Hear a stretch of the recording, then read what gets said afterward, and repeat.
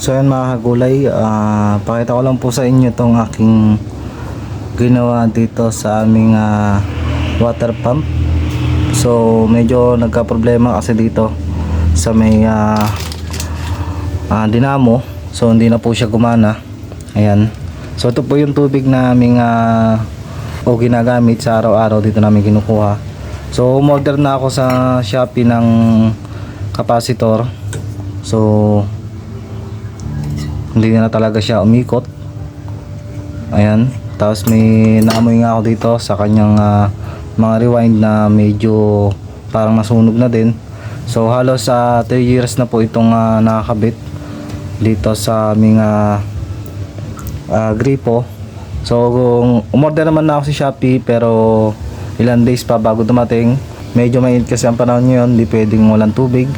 At syempre para maibsan natin yung init ng panahon, medyo madalas tayo naliligo. So ang pinaka-importante talaga sa ating loob ng bahay talaga yung tubig. So ngayon ginawa ko, meron akong barena dito na makita.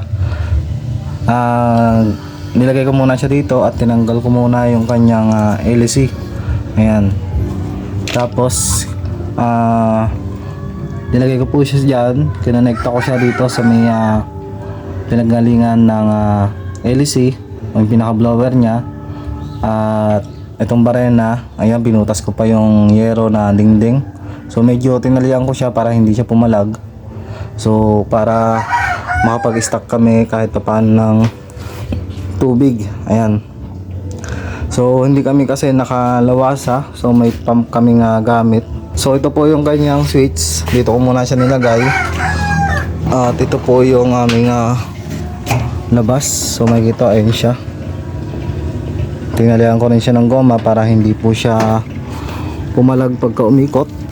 At makikita nyo dito, nilagyan ko ng nylon. Pinix ko na yung kanyang pindutan para hindi ko na siya pipigain pag pinaandar. So yung kanyang switch, pag gagamitin ko, pipindutin ko lang po siya dito. Ayan, so try natin.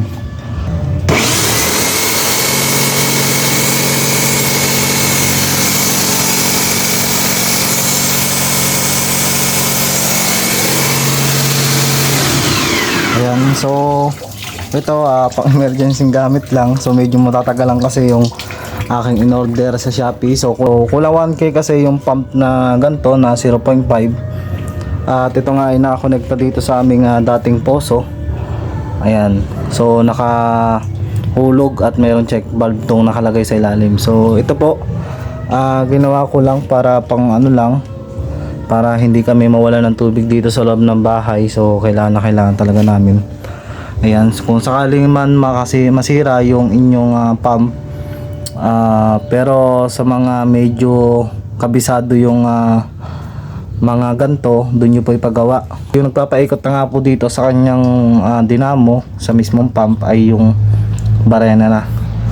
Ayan, so kailangan kasi natin yan tubig talaga sa loob ng ating bahay. Kaya gumawa muna ako ng paraan para hindi kayo mawalan.